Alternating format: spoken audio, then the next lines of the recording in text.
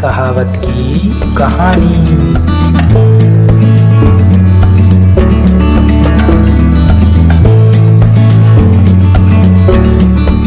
जिसकी लाठी उसकी भैंस। यह कहावत तो आपने कई बार सुनी होगी और चरितार्थ भी किया होगा। तो आइए आज सुनते हैं इस कहावत के उत्पत्ति की कहानी।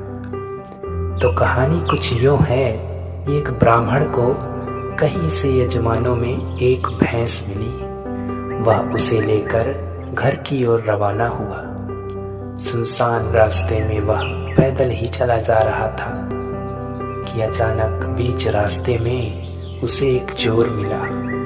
चोर के हाथ में मोटा डंडा था और शरीर से भी वो अच्छा तगड़ा था।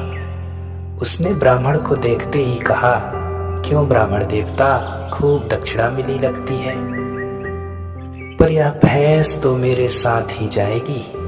ब्राह्मण ने झट कहा, क्यों भाई, ऐसे क्यों जाएगी? चोर बोला, क्यों क्या, जो कह दिया सो करो। भैंस छोड़कर चुपचाप यहाँ से चलते बनो, वरना लाठी देखी है तुम्हारी खोपड़ी के टुकड़े टुकड़े कर दूंगा। अब तो ब्राह्मण का गला सूख गया। हालांकि शारीरिक बल में वह चोर से कम नहीं था, पर खाली हाथ वह करे भी तो क्या करे। अब विपरीत समय में ब्राह्मण ने बुद्धि बल से काम लेने की सोची। तभी उसके मस्तिष्क में एक तरकीब आई। ब्राह्मण बोला, ठीक है भाई, भैंस भले ही ले लो, पर ब्राह्मण की चीज यूं छीन लेने से तुम्हें पाप तो लगेगा। तो बदले में कुछ देकर भैंस ले लेते तो पाप से बच जाते।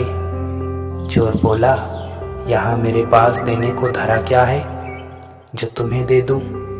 ब्राह्मण ने झट कहा, और कुछ ना सही, लाठी देकर भैंस का बदला कर लो, पाप से तो बच ही जाओगे। चोर ने खुश होकर लाठी ब्राह्मण को पकड़ा दी और भैंस पर दोनों हाथ रखकर खड़ा हो गया।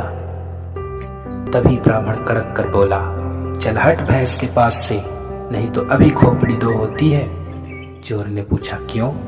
ब्राह्मण बोला, क्यों क्या, जिसकी लाठी उसकी भैंस। चोर को भी अपनी बेवकूफी समझ आ गई और उसने वहां से भागने में ही भलाई समझी। किसी ने सच ही कहा है कि जिसमें अक्ल है उसमें ताकत है। तो अब समझे कि यह कहावत कहाँ से शुरू हुई है, जिसकी लाठी उसकी भैंस।